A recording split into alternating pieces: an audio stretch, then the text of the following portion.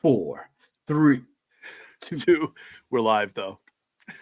We're Good live. evening, everybody, and welcome to the show. I'm Snowball.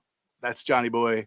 And this, my friends, is Jets Worldwide, a.k.a. the internet's the fastest growing show about the Jets on the internet. I can't believe it, Snowball. We're already up to 769 subscribers already. It's insane. It's pretty crazy. Minus 600. But Super Chats cut the line tonight. So, wait, we don't have Super Chats yet. We're still poor. We're still poor. No. But you know what? We're going to get there. I have extreme faith that we're going to get bigger and bigger and bigger, right? You know about that. We're just going to get bigger, bigger, bigger, right? That's what she said. So we have a very interesting show tonight. We have a special guest coming on. Mm-hmm. We have Luca from Jets, right? Gang Green Chronicles. Yeah, Gang Green Chronicles. So he'll be coming in later on in the show. I'm excited for that one. Me too. I've never met Luca, so very, very knowledgeable. He has his own. He's big in the Knicks too, so he has this other one called the Knicks Cast that he does as well. But he just started the Gang Green Chronicles as well, and I can't wait. This kid knows a lot. He was actually at the Senior Bowl, but I'm gonna let him talk about it once he gets on there as well. But we have other guests too. Yes, we do. That's my understanding. He's waiting backstage anxiously to join into the show. Before we bring in our guests, just Johnny, I told you this story, but I'll share it with the chat. So hey Armand, how are you? What's going on? Hey Clancy, go Mets. Right, Clancy's here. This is a Jets and Mets show. Of course it is. What else would it be? It's not a Philly show. It's not a Philly show. Definitely not a Philly show. Definitely not a Philly show. We don't talk about the Philadelphia Phillies here.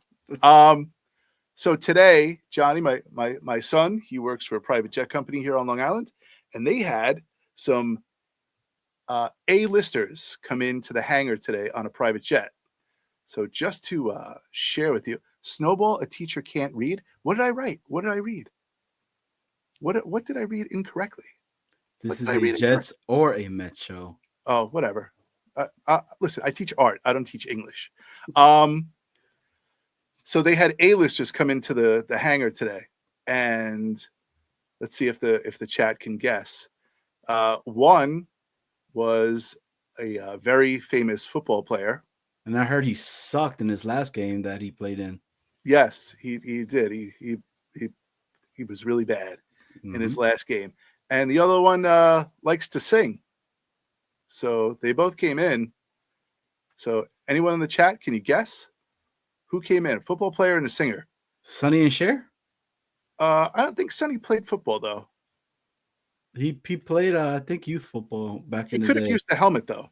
But this is this is not the actual Sonny. Like this is, the people that are in Vegas and all that do the whole little. It's a different Sonny. Uh-huh. Right. And a different Cher. Yeah. Clancy, you think you can guess? Put in the chat. Football player and a singer. Let's just say that this individual is a pop star. Oh, pop star. Yeah. We'll say that. Pop star. All right. DeMarcus Ware. Exactly. DeMarcus Ware is who came in. Big fella. Oh, Joe Namath and Diana Ross. Clancy always striking at 100. He's close, though. Dane says it was definitely not Lazard, unless he. Definitely not. I don't think he's a major football player either. Would you consider Lazard a major football player? He's a pro. I think anybody that plays in the NFL made it. Do you know how difficult it is to make it to the NFL? True. Even these guys that are in the practice squads, it's just hard, man. And to juggle a football, a soccer ball on the sidelines. You want to hear something really cool? What's up? The catcher that the Mets had starting last night was an actual Whole Food employee right before the summer. That was his off-season job, and he got the nod I mean, now Alvarez got hurt, but Yeah. I think it's pretty cool. Whole Foods. Nice. Armand says, was it the guy from Hard Knocks that sang Lose Yourself from 8 Mile? Definitely was. Yeah, Not I think it was him him. too. That's right. It was Hayden Singer. Man, look at that. Yeah, that was the catcher last night. So Armand got it right. Which So was cool. it was Travis Kelce and Taylor Swift. They came into the hangar and no pictures, no nothing. So it's just like the moon landing, right? No evidence. But I think they went out to the Hamptons. So if anybody wants to see the Kelster and the Swiftster, you can go out to the Hamptons today and check them out. They're out there. Anyway, you want to bring in our guest? Well, everybody, we got a really cool video that we want to show you guys. That's right. That's right. Now, this guy has been on our show multiple times. And we here at Jets Worldwide support him. We want him to take down that dirty Patriots fan in Charles. Let's put the video up, man. Big salute to the big fella. Ladies and gentlemen, in the chat, Jets Worldwide, the worldwide premiere of the big fella.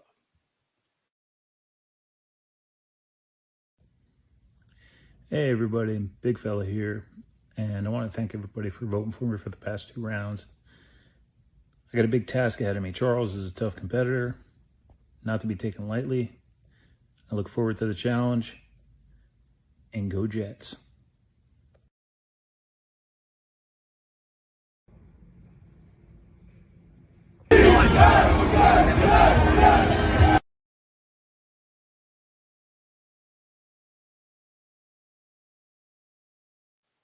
Dun, dun, dun. Vote the big fella. It's a cliffhanger, Johnny. Cliffhanger. All will be revealed soon. That was part of English too, and I never got that. What's that? The cliffhangers. The cliffhanger? Mm-hmm. Oh. Yeah. It's kind of like the Jet season. Always. You don't know what's going to happen. But let's bring our guests on. All right. This guy is a regular. You guys love him. I love his takes. I've always loved his takes. I respect his takes. He's an OG in the game out here. You know, I don't really like saying that. You know, he's a real fan. He's a true Jet fan. And the things that he says are very realistic, right? And he don't care what other people think anyway, too. And that's kind of our style, Snowball. That's how we always been. But you want to introduce him? Ladies and gentlemen, hailing from the state of Florida, he's a Phillies fan. He loves the Jets, and his takes are always on point. We present to you FL Phil 98. Thank you, gentlemen. That's quite the introduction. I appreciate that. I give a shit what people think, though. Is that saying a lot, though, Phil, that you give a shit? So yeah, that's true. That's true. So I don't give 2 shits. Neither did Joe Douglas. Joe Douglas didn't give 2 shits either. He really didn't.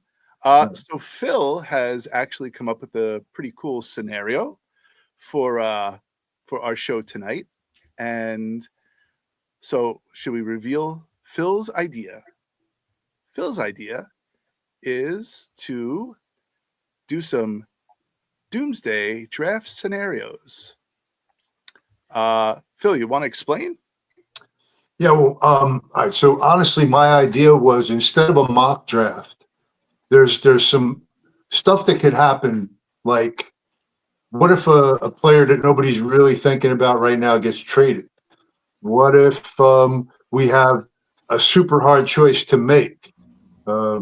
You know, whether or not, you know, do we take a trade back? You know, just you know. So I didn't really call it doomsday. I think you guys came up with that, but I was really trying to find something alternative to yet another mock draft when we still got a month to go, and I'm already kind of mock draft out. I am too. Like I can't. Shout out to the Jets Afterburners and Armand last night, where we did one mock that took us, I think, 7 hours last night, and let's just say our first pick, our first pick in our first mock, we picked up some guy named Luther Vandross from, I think, Missouri or Mississippi. I don't know. It was some off the wall stuff that we were doing. Needless to say, I think that was the last mock drafting that I would be part of for a while. I retired. I take my hat off, my GM hat, and it's gone. It's out the window. But these doomsday scenarios, right?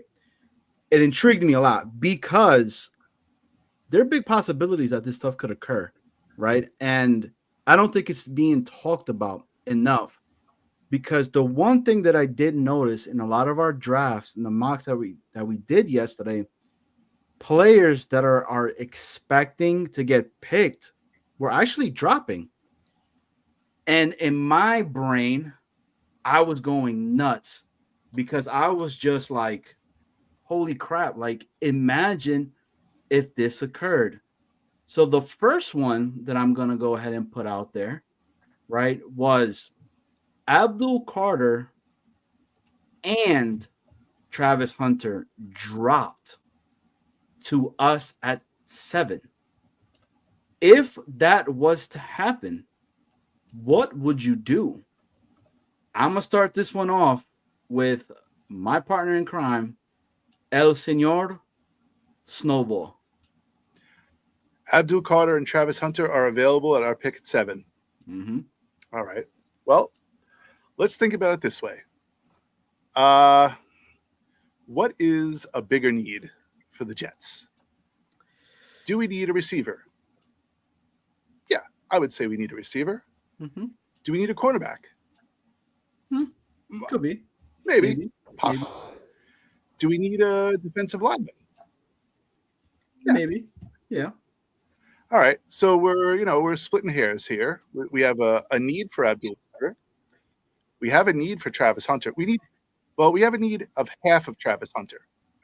But if there is an injury, like injuries happen in the NFL, Travis Hunter plays both ways. So he could fill a position both 2 ways.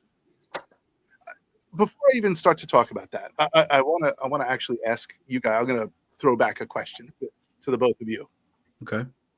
A player who plays both offense and defense, is that really plausible? Is that something that in the NFL, like, is that you're good at one thing, right? Like, don't you just use that person as the thing that you need them to be, right? Like, are you or are you not? I don't know. Phil, like Travis Hunter, he's interesting because he's a 2-way player. So, like, if the Jets were to draft Travis Hunter, how would they use him? What do you think? Yeah, well, that's for me. Travis Hunter it scares me. Okay, first thing is, by all mock drafts I've seen up until these guys last night, he was gone. Never even crossed my mind that he might be a decision I have to make. So, hence the doomsday thing here. I'm like, man, everybody's picking this guy as the top 2 players in the draft. The other's Carter, by the way. So I'm afraid of a guy like this because I hear one camp that says if he's good enough to play both, you can try him at both, and whichever one he's better at, that's where he stays, because you can't have a guy play both ways. Then I got people that say whatever you think he's most dominant at, that's fine. That's his regular gig, but you let him play on the other side of the ball in certain packages. Okay, I guess all of that is possible, but this kind of scrambles my brain a little bit. And to me, everybody says Carter is like this just once in a generation kind of player. I think I lean towards him, even though I know we need the offensive weapon so badly. But this is like I don't think you can make the right decision here without somebody saying you're fucking crazy. Johnny? So I'm gonna put this out there again, right? So we're at the 7th pick, and I'll put more context to it, right? Carter is there. Travis Hunter is there. Tyler Warren is still there. Ted is still there, right? I don't give two crap if Hunter, Warren, any of those guys are there at that time. I am running to the podium, and it's Abdul Carter. The motor on this guy, right? And he's done it year in, year out, okay? Every single year that he's been over there, the production has been there. He's a leader as well. Look, I love JJ 100%. I love JJ, right? But can you imagine JJ on one side, Carter on the other, and the rotation with McDonald on there? Mm-hmm. Unstoppable at this point, right? And yeah, I agree. It goes back to what Phil has said previously. At some point, we're going to have to pay JJ. So why not continue to get next player up that you're not going to have to be paying a bag and potentially could be the replacement and continue on that? I like it. I mean, if I'm a GM and if that's Muji's first pick, he is looking like a genius at this point. Yeah, I mean, not to mention you only have one good year out of McDonald. You can't assume he's going to be, a 15 sack type guy, and you don't know what you're going to get from JJ with the injury. So I know last night there was guys saying, we don't need another, edge rusher. Well, first of all, you can always use another one, and he's the best. Yeah. He changes the game. He's a game changer, then and there. And what are we needing? Day one starters, right? Day one starter, and he's one of them. If you think about the Jets' offense this year and the potential to score points, I don't know what our potential is to score points with the people that we've drafted, the people that we have on the team. So I think the best way to combat that is to limit the amount of points that your opponent is going to score. So if you want a disruptor in the backfield, and if you want to limit the points that your opponent's going to score, then definitely go Abdul Carter, right? Because he's going to help you limit points. So give you at least a fighting chance. I also think we have a better chance with a couple of players having a stifling defense. I don't think we're going to have a great offense this year, no matter what we do. Right. So, do we all agree Carter would be the call? But there's one more caveat though, is that with these guys still on the board, somebody's bound to come knocking with a trade. And that's exactly what happened. So this is the second part to that. So San Fran calls us, and they offered us, I'm talking about an insane amount of draft picks, right? This is exactly what happened. I think we had like 43, 44, 47, and their next year's first from them to jump from 11 to 7. I think it was something to that sense. I don't know. It was nuts. Wow. That was and guess who we were able to still get at that point? I believe it was Tyler Warren, because Tyler Warren was still there at 11. Now at that point, I'm okay with that one. At 11, I still have the issues with trying to get a tight end, not Tyler Warren. I think Tyler Warren is going to be a good player. I just can't see us getting him at 7, right? Just the tight end position at 7. I can't do it. Especially the production that he's brought to Penn State, the years that he's been there, when they're comparing him to a Brock Bowers, where Bowers, as soon as he stepped on to the Georgia field, he produced right then and there. If he Right. wouldn't have gotten hurt his last year in Georgia, Right. his numbers would have been even insane as well. Mm-hmm. So Yeah. Now, let me just say to anybody who's out there and going, well, this is ridiculous because they're not going to be there. I get it. This came about because in one of your mock drafts last night, they were. And it was like, holy crap, what would you do? You know? But I honestly don't believe there's the slightest chance that these two guys are going to be available at 7. And if one of them is available, I'm still listening to trade talk. Well, I shouldn't say that. If Carter's available, I'm taking him. Okay. If I'm at 7 and Carter's available, I'm taking him. But if somebody made me some ridiculous offer and I'm only going to move back to 11, you know, I got to think about it, right? I got to probably do that. And the reason I'm even making that justification is I do think there's a good chance that Shedeur Sanders will be there. Agreed. And maybe another player or two that are still like really high on people's boards.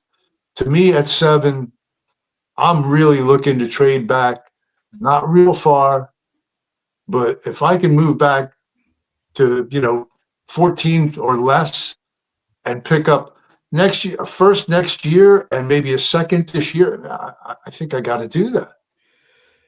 Gun to my head, I'm at 7. And if this player's still there, as much as I want the sexy pick as everybody wants, to be honest with you guys, give me Membo. Give me the guy that is going to make my line solid for years to come. Because I think on the line taking him at 7 no matter what. I would take him if gun to my head and I do not have no trade, I can't trade back. There's nothing there. I think I've made up my mind. I think it's him. I'm going to make the line solid because you got the 3 key players that you need to continue to keep building. Olu left, Tippmann center, and then you got Membu at right tackle. Guards are the position that they say are easier to get, but if we could get all of those guys to be together for years and years and years and years to come, right, that sustain winning that our coach keeps talking about, it's a big possibility, especially when you've got Justin Fields over there. So what's going on, Chef? All right, so gun to your head, Snowball. Yeah. Who we're at? You can't trade back. All right, I can't trade back, so I got to take somebody. And is it still the scenario that we're talking about?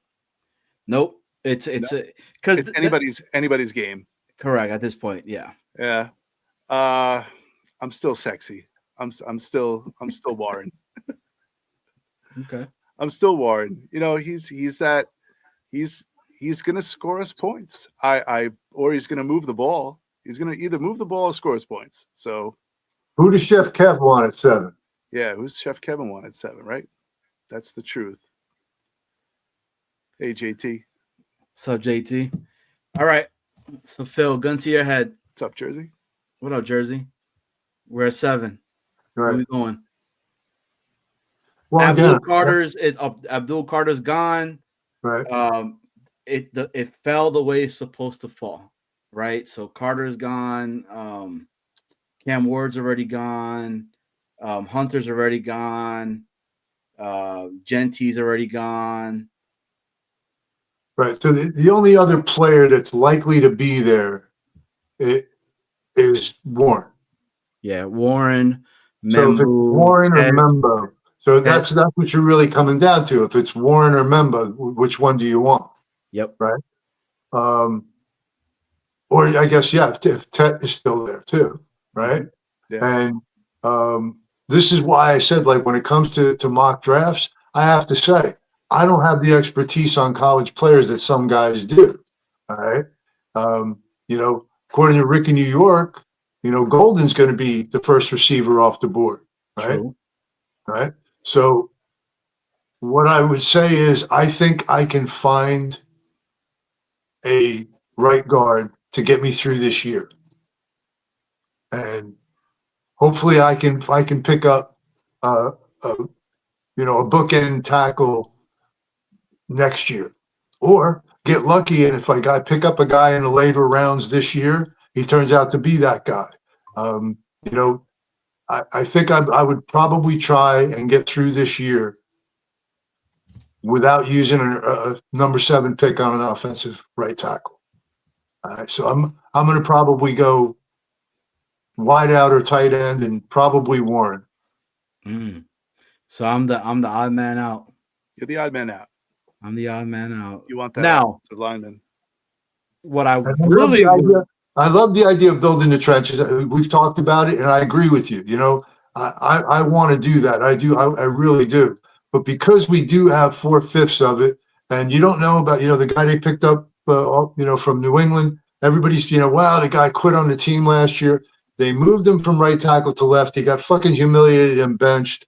He must have been going through all kinds of shit. The team sucked. I'm going to give him a pass and see, does this guy want to resurrect his career this year? I'm still going to pick a right tackle somewhere. I'm still going to sift through the junk pile. I'm going to still see if any of the guys that I currently have can be my starting right tackle this year. That's what training camp and coaching is all about. And I'm going to trust them to put the best guy they got at right tackle. He makes a good point. I think I don't think it's spoken enough about with the offensive line, the chemistry that you need with an offensive line. Like, the longer these guys play together, the more, honestly, the better, the more leniency you have at the quarterback position. If you have a solid line and and they talk about chemistry, but I think that's just glazed over. I think the fact of chemistry between offensive linemen is a point that we all say it, right? That they need chemistry. But when you think about the intricacies of having chemistry between 5 men on the front line and one standing next to the other, and being able to know that they can either trust that guy or not trust that guy, and knowing that you have a responsibility and maybe the guy next to you is not as good a player as you think he is, and you have to cover 2 positions, right? So, like, it is an important position, and it is a position of very big importance when it comes to the run game, the pass game. Having someone that you can trust, and a player like Membu, with the reputation that he has, right? It's going to be a very tough decision. I'm not gonna have a freaking fit if they pick him either. Right. Sure. And that's the thing with this, that I don't think it's being talked enough. The position that we're being put in right now, we are able to talk about all these different positions, to the fact that we might be able to go ahead now. Do I wish that this draft was a lot more talented, right? But nobody knows. The draft to me has always been it's just the luck of the draw with it, man. You could get these guys, and Brock Purdy, the last pick, and this dude's about to get paid. Right. Yeah. That's all I have to say in regards to it. So it's one of these where, now, is that going to happen for us? I mean, we're not that lucky. We have Green, but shoot, we don't got that luck that's ever happened to the Jets. So I just want them to make the right move. Like, just make the move, and the hell with all the noise that everybody is saying, the hell with the noise that the fans are saying and all that. No, if you want this player, it's because you want it, not because of all of us screaming for this, and that. I mean, dude, they could all mess us up and say, you know what? We're getting a kicker with the 7th pick, and the hell with everybody at that point. Yeah, well, I might have a problem with that. But kickers are, if they're good, they're guaranteed points. So I'm not going at 7. I definitely not. But what I equate this to is Johnny, there's a billion guys that handicap stocks, right? They do their homework. They look inside and out on companies, and there's an awful lot of stockbrokers that have advised people to buy stocks that didn't make them any money. There's always the best of intentions, I think, when they scout these guys and they run all these tests and do all the interviews and ask everybody to ever change their diaper about them. And, about, 3 out of 5 after a couple of years aren't in the league anymore. Yeah. And the difference between players, one guy runs a 4.58 and the other guy runs a 5 flat, Right. like it's a half a second. So, give me a break. I deal with this every day. Teaching, I deal with it every day. And it's a two-way street. Right. You can be the greatest teacher in the world. You can be the greatest coach in the world. But if the person on the other side that you're talking to doesn't want to listen to you and doesn't take your advice and doesn't execute the way you want them to, maybe they're not capable, A, or B, they just don't have it in their heart to do, that makes all the difference. So it's a two-way street. You can draft somebody and there could be somebody who's ranked really low, but they have the heart of a lion and they want to learn and they want to play their guts out and they want the chance. Then you're going to, that's how you get surprise players. That's how you get guys who come out of the woodwork who you never thought would be, at all. That's how you get a Wayne Corbett. Yeah. Right? It's true. Yeah. Johnny, my audio is bad or good? No, you're good now. It was a little bit. It was in the beginning. I don't know if you had something playing in the back. Right. I don't know. But it's and exactly that's a great point, Wayne Corbett. To this day, I'm always saying, dude, can you come coach for us? That grit that he had, right? Just touchdown. He went ahead and gave it to the ref, and like, let's go next time around. I don't know, man. Again, it is what it is. I'm excited for the season. Like I really was trying not to because I was like, but once the Super Bowl was over, I'm like, it's 0-0 again, baby. And just when I thought I was out, pull me back in, and I'm all for it. Right. Well, the other thing I wanted to talk about was I got a feeling, and again, I don't want to steal anybody's thunder. I heard Dan say it last night. But I was thinking it already. I think there is going to be a trade, maybe something big, So, for example, we've been talking about the Williams brothers, right? We've been talking about Hall, right?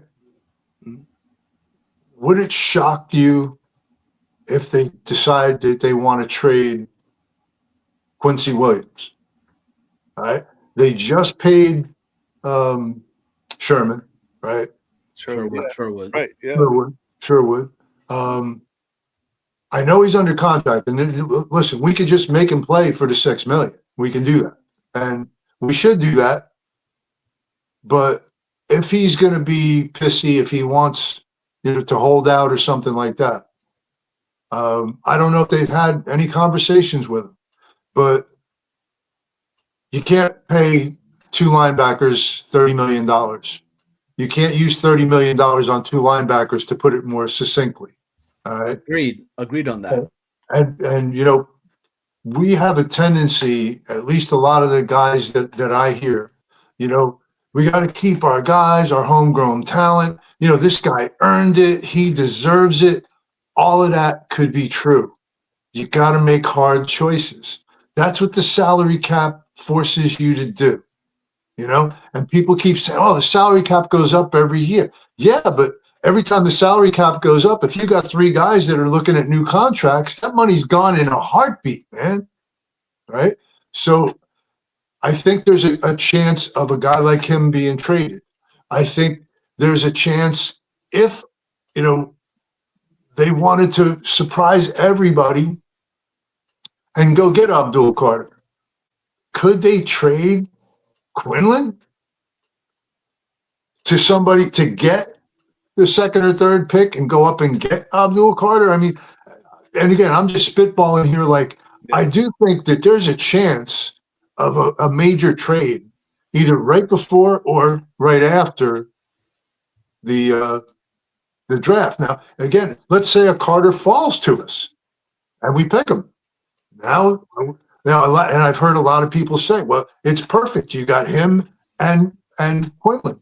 That's true. But you got a couple of other pretty good pieces, right? You can, there's supposedly the defensive tackle draft this year is pretty rich. Mm-hmm. Can you pick up a couple of guys? And does he suddenly become a guy that you can trade for a first round pick next year? I don't know.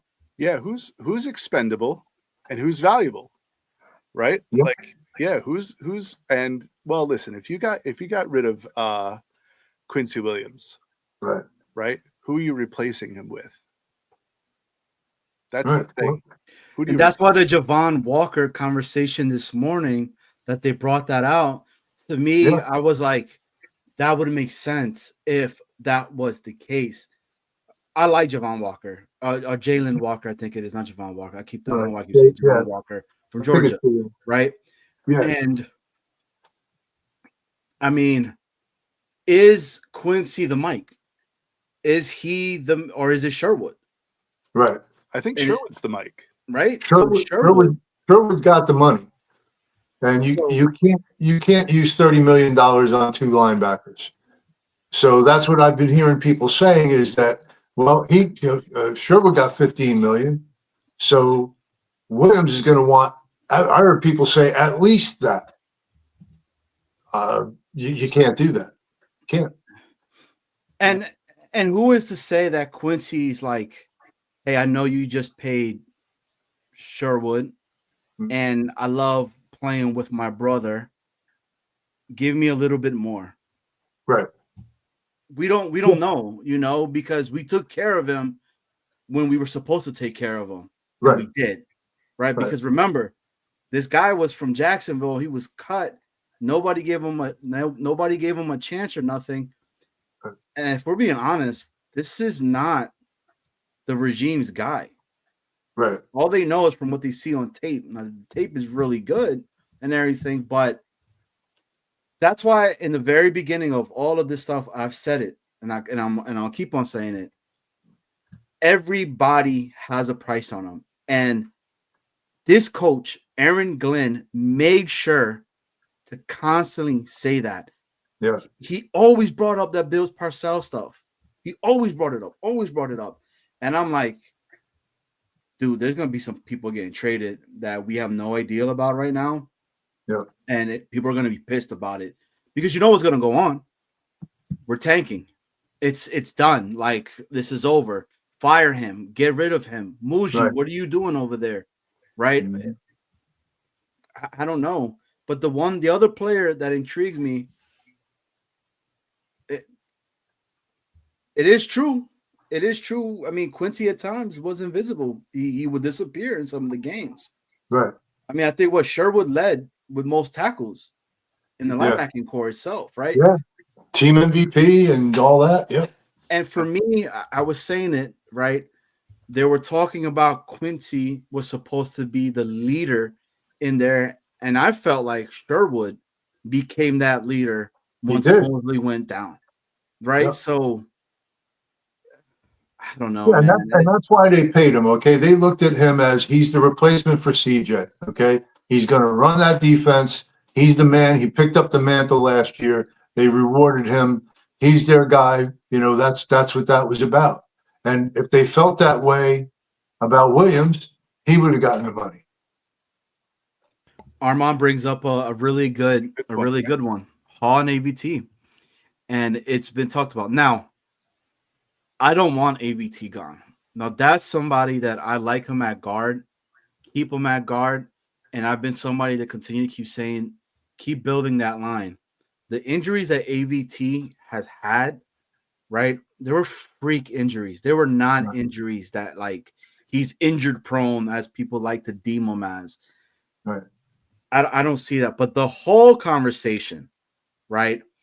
I really like the running back class that's coming in to this actual draft itself. Tons of good ones. And me and Phil were talking about a little bit earlier. I wanted Scattenbo when he was in the 4th round. I was like, get him. This kid, it could be that replacement. I mean, we still got Davis and we still got Braylon Allen. These guys were good too, Right. you know, and the upside is there for them. I keep saying upside. I need to stop saying upside. But right. anyways, it's truth. Well, unfortunately, between the bad coaching, the bad play calling, the bad offensive line, we have no idea what Braylon Allen and what's his name? You just said it. Isaiah Davis. We have no idea what they really are. I will say that I'm not so sold that Davis is necessarily anything special.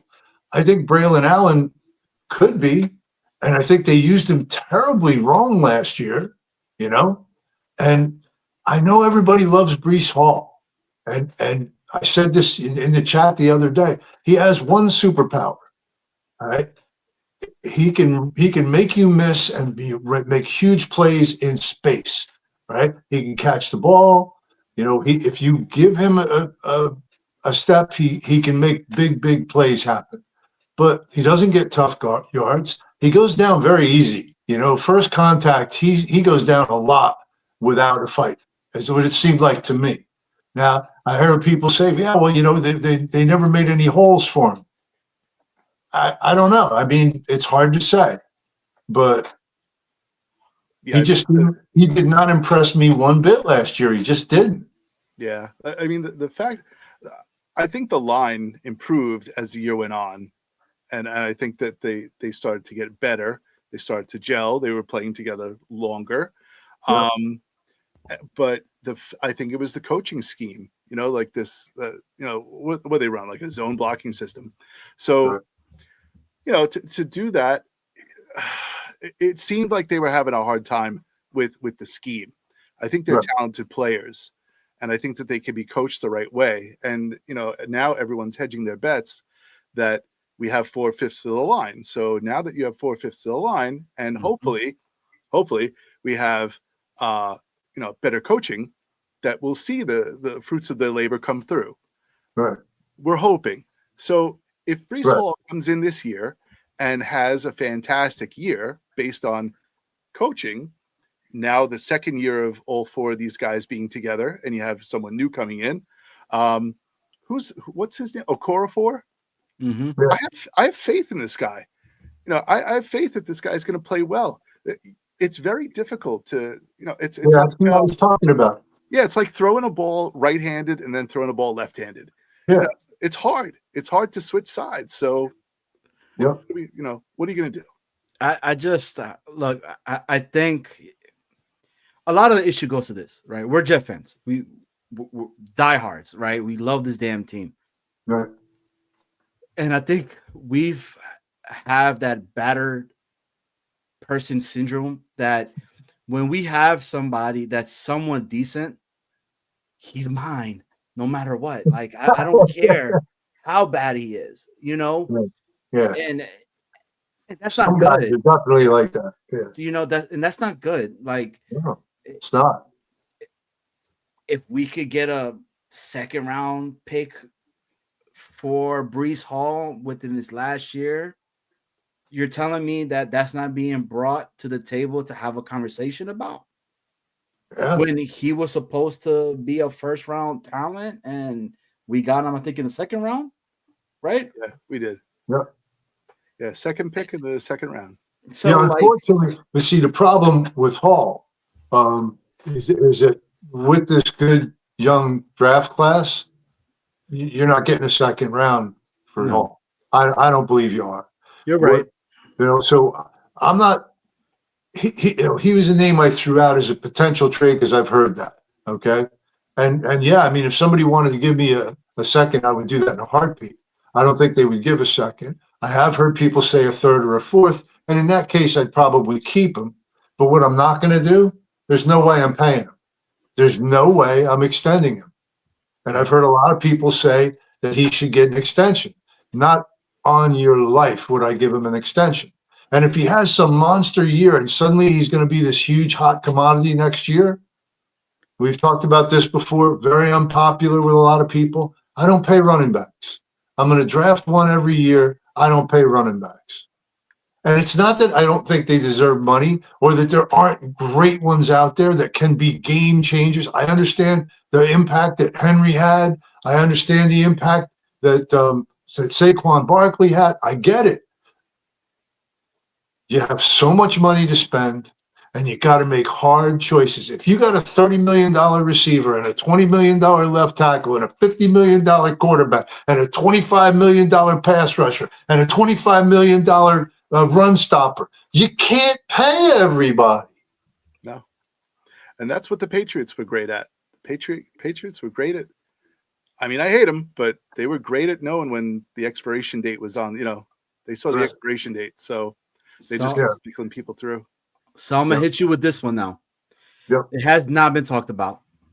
It has not been talked about. Okay. Let's just say the scenario that we had earlier. Now, this is all hypothetical stuff that I'm throwing out there, but it's stuff that'll make you think. Okay.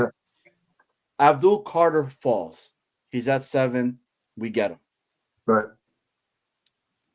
Now, would you say that edge is a premier position? Yes. Yeah. Okay.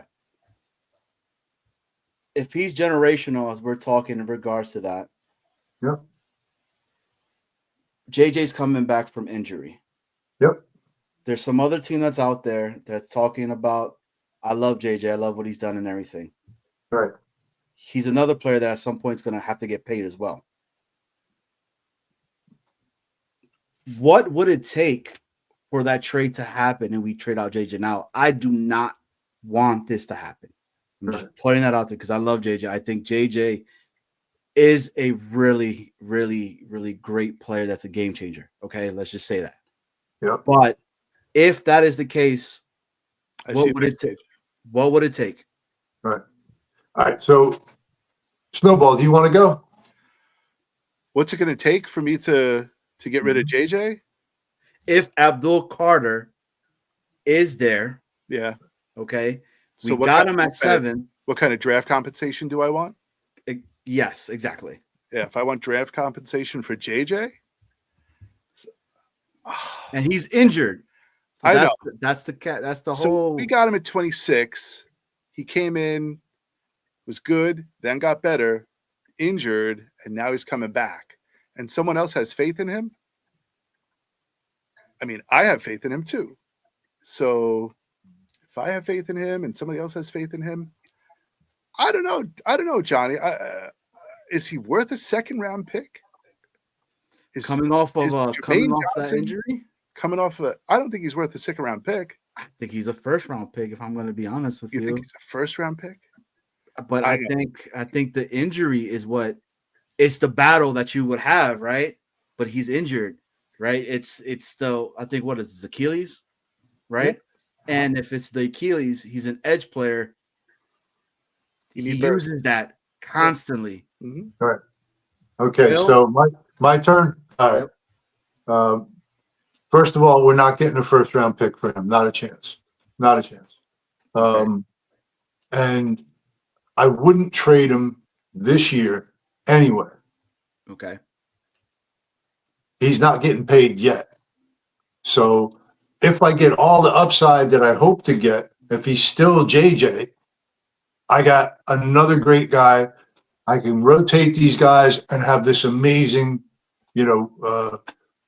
get after the quarterback group for one more year. I would risk losing him in free agency, but that would be a risk I would take. I would not, and I think they're going to do this. I think they're going to pick up his 5th-year option because they have to make that decision, I believe, by May. I'm not positive, but I think that's the deal. And I think they're going to pick up his 5th-year option because they're afraid of losing him. This is exactly what I'm talking about. JJ might go somewhere else. We could lose him in free agency, get nothing for him, and get all the shit we got over like Huff, okay? Right. That, we didn't get anything for him. We let him walk away. Now, Huff turned out to be a bust last year, but if he'd have gone to Philly and had, 15 sacks, we never would have heard the end of it. No. Got to make business decisions. So if I got Carter, now I know I got him on the cheap for 3 or 4 years. I'm going to draft another freaking guy next year to replace JJ if I lose him in free agency. But I think they're going to pick up his 5th-year option, which puts me on the hook for a guy I don't know if he's going to be the same this year. And now I got to pay him big next year. I'll give you an example of why I wouldn't have picked up AVT's 5th-year option. I wouldn't have done that. We're paying him $15 million this year. The guy had been hurt. We had all the leverage. I would have let him play out his contract, and then I would have seen what's the market going to be for him, and do I want to meet that market? Exactly. All right. I just think we, like you just said, we want to keep all these guys, and I think way too often we are way overvaluing their guys because, like you said, he's our guy. He's our guy. I mean, and that's the issue that a lot of our fan base, right? We think more with our hearts, than we do with us. But it's because we haven't won and we haven't had anything good in such a long time. Now, Johnny, do you mind if we bring in our other guest? That's exactly what I was getting ready to do. I was ready to introduce him. Lead us in. All right. So everybody, Jets Worldwide would proudly want to introduce our guy. Now, he's another guy. I love his takes. He's just getting ready to start with him and his partner, his brand new podcast called Gang Green Chronicles. If you guys also love Knicks basketball talk and really good basketball talk, check him out at Knicks Cast as well. Catch him on X. He's always on there. I love his takes.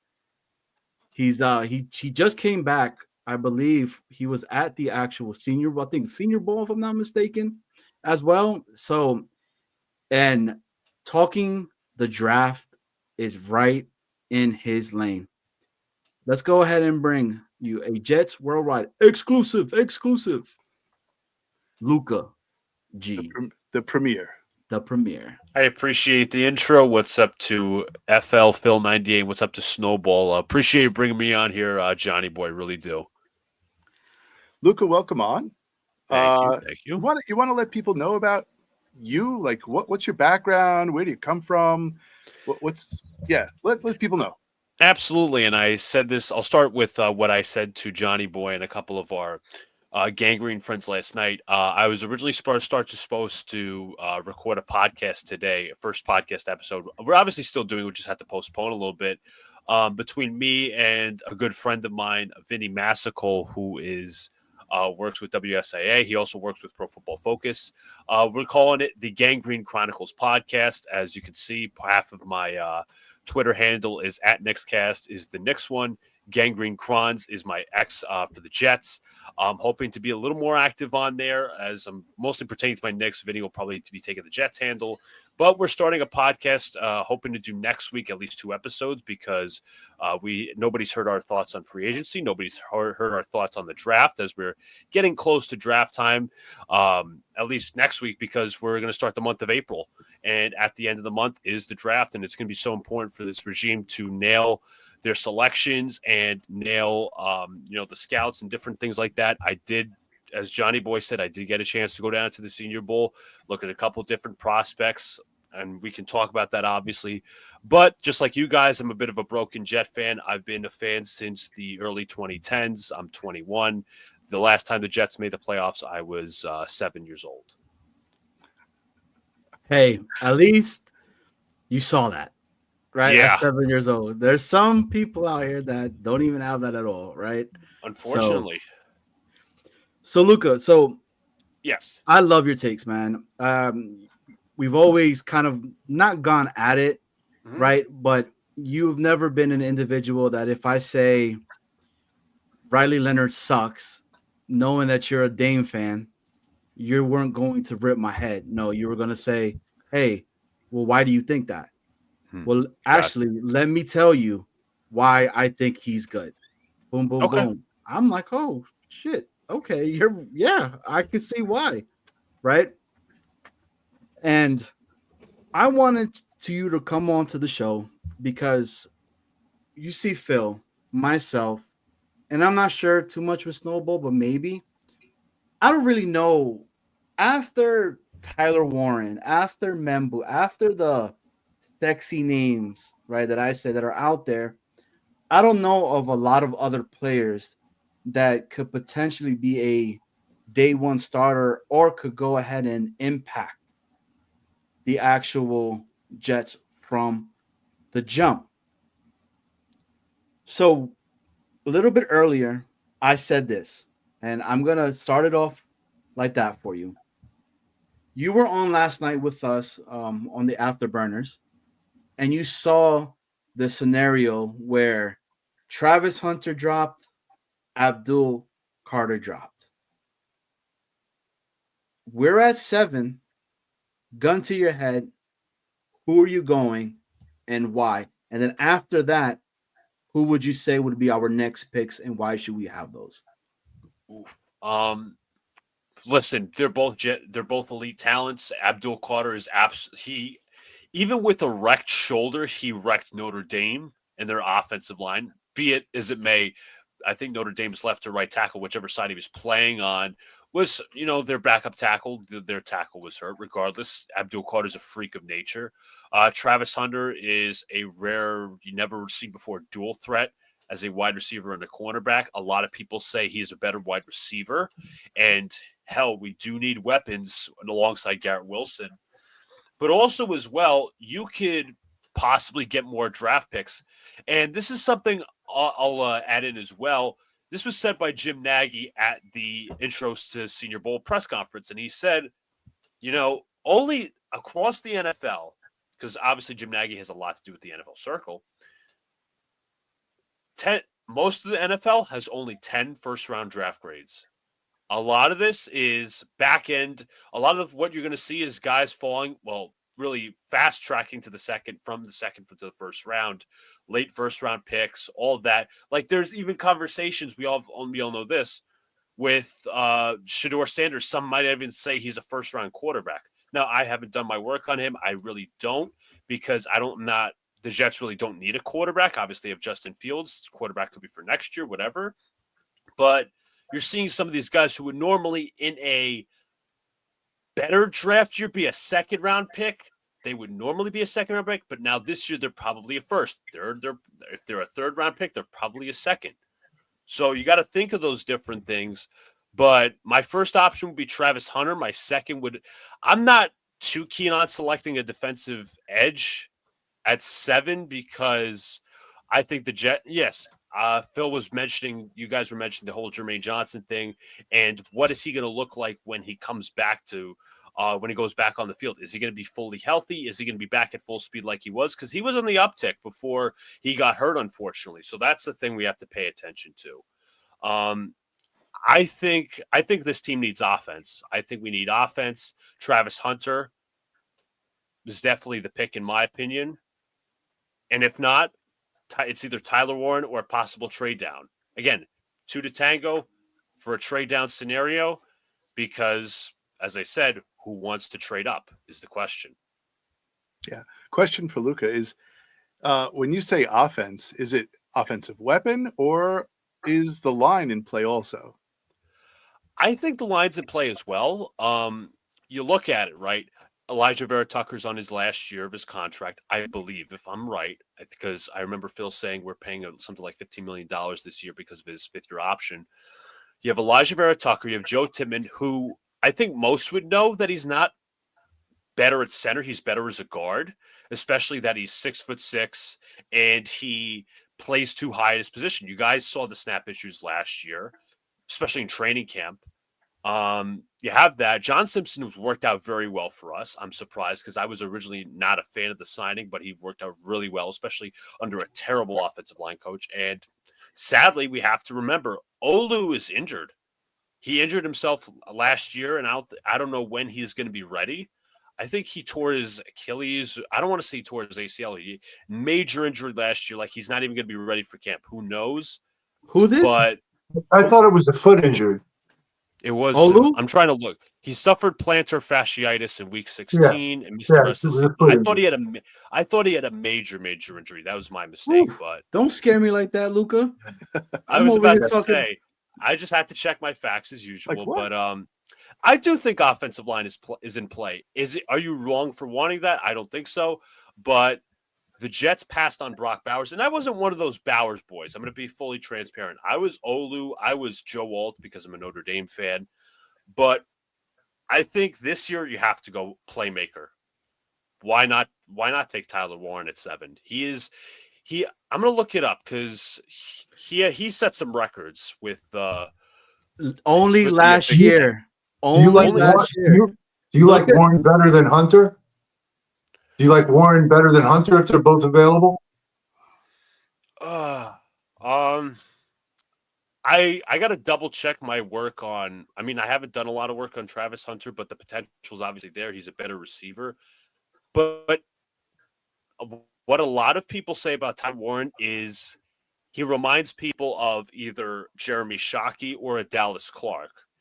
Now, Let me see here. My page is being slow because, again, I just want to bring up all the records that he set. It was like receptions, receiving yards in one season. And the big question is, though, with Tyler Warren, he had one really good year, obviously an elite year, be it that. One elite year at Penn State. I'm just going to show some of the awards. John Mackey, first team All-American. Oh, we lost him. Up. Snowball, can you do the presentation and can you pull up Tyler Warren's stats from Penn State in college? Let me bring up let me take a look at that. All right. So let's so just to give a little bit of context in regards to now, do I think that Tyler Warren's going to be a special player? Yes, I still think so. He will. I'm having the trouble at picking him at 7 though. A tight end at 7. Having trouble getting Luca. Luca's probably got us some. There we go. Hey Luca, you were lagging out a little bit. She's still there? Yeah, he went. He's coming back in. All right. This will give you time to go ahead and and pull it up. Doing my research. I'm wondering what Luca thinks about, like, he says weapon, but we got Warren at weapon. You got Ted McMillan at weapon. You got Travis Hunter at weapon. He's not a tech guy. He's not a tech guy. He'll tell you why. Okay. I would be anxious to hear what he has to say. Let's bring up Tyler Warren's stats. Yeah, bring him up. There we go. All right, career. All right, let's do the old share. Sorry about that, fellas. I had 3 other tabs open. It was I think it was Twitter. I was also trying to look at Warren's stats, but yeah, sometimes does that. He's bringing it up right now. He's going to present it on here. Gotcha. Okay. What's going on, Nick? Are we there? Yep. Yeah. All right. Got it. So 2021 came in 5 receptions, 61 yards. What would you kick that or relate that to? First time at that position, right? A kid was out of high school. It was college. Was a quarterback, right? So he was transitioning into that position at that point. Yeah. Yeah, he was young. He was a kid. That's the theory. I mean, It's also a question because also Warren wasn't the lead tight end. Remember, the Giants drafted Theo Johnson last year. Mm-hmm. He was a Penn State guy. So it was possible that Warren was sitting behind him this whole time. Besides 2024, obviously, but that's the one Penn State tight end that I can think of that was rostered alongside Tyler Warren. So 2022, 10 receptions, 123 yards. 2023, 34, 422. Can we bring it up bigger? Let's bring it up bigger. Yep. And then he goes insane last year. 104 receptions, over 1,200 yards, 8 touchdowns. It's nuts. Now, when I think of tight end, right, I want my tight end to be nasty to block and everything, which he fits the mold of itself. The reason I'm bringing this up, because a lot of people continue to keep comparing him to Brock Bowers. They're 2 completely different type of tight ends. Yeah, absolutely. When Brock came into Georgia, being a Georgia fan, he was a monster over the guy that was supposed to be the number one in Darnell Washington. And Darnell Washington was supposed to be the guy. He outbeat him and outplayed him. So this is what I battle on a constant in regards to him at 7. This position because of this. I understand. So but this could all mean nothing, and he comes in for us and he's just a complete monster of a player. Absolutely. Snowball had a good question for you, actually. Yeah. So while you were away momentarily, we were talking about. You were saying the Jets need a weapon with that first pick. So what are we talking about in relation to weapon? Are you obviously Tyler Warren offers you blocking and weapon yards after the catch, right? But is it running back? Is it wide receiver? Are they all in play? Do we have a specialty? Is there something that we need? Like, obviously we need a wide receiver. Oh yeah.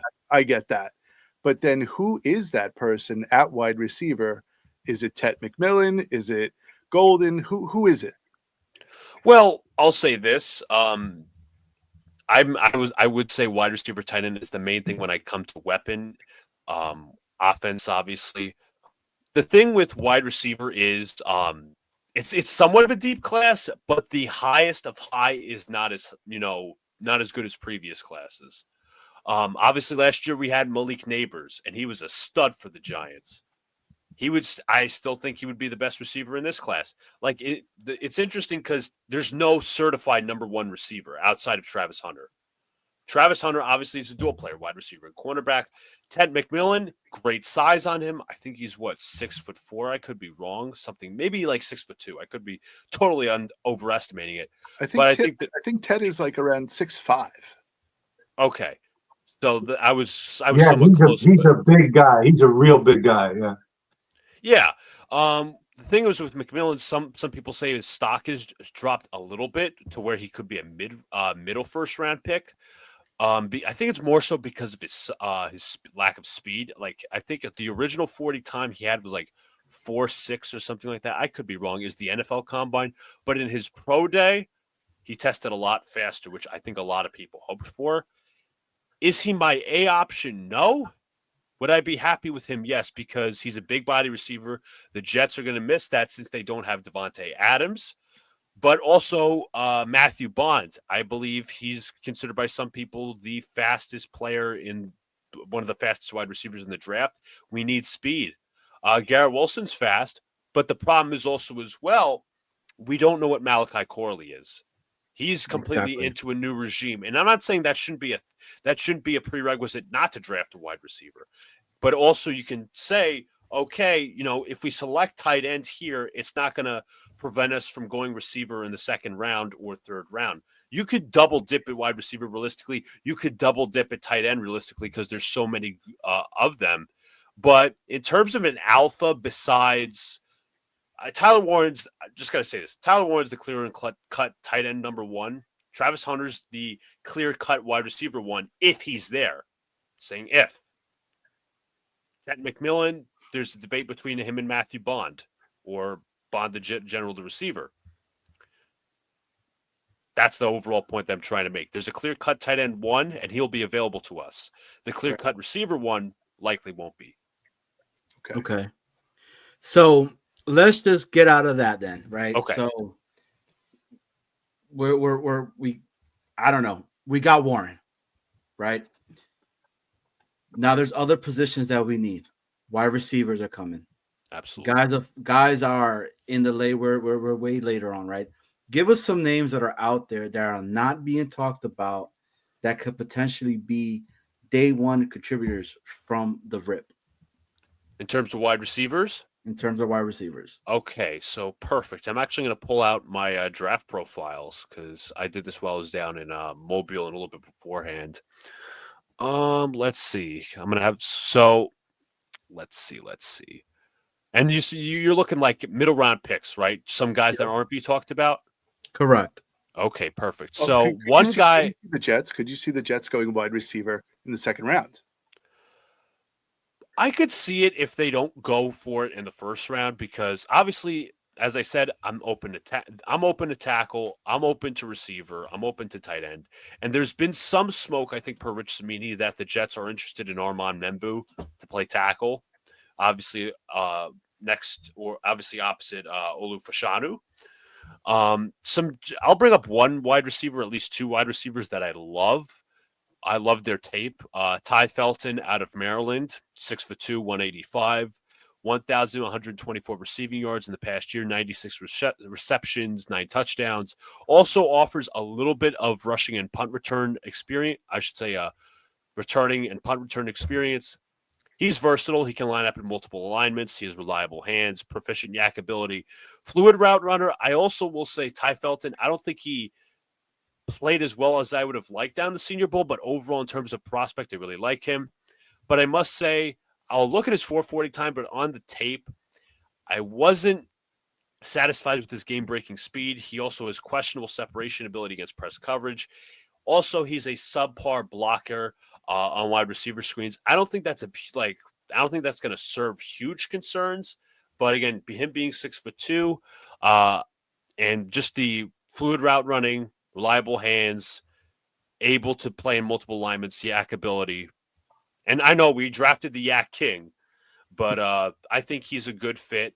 There's another receiver, Jalen Noel. I really liked his tape out of Iowa State. I'm going to pull it up right now, what I wrote on him.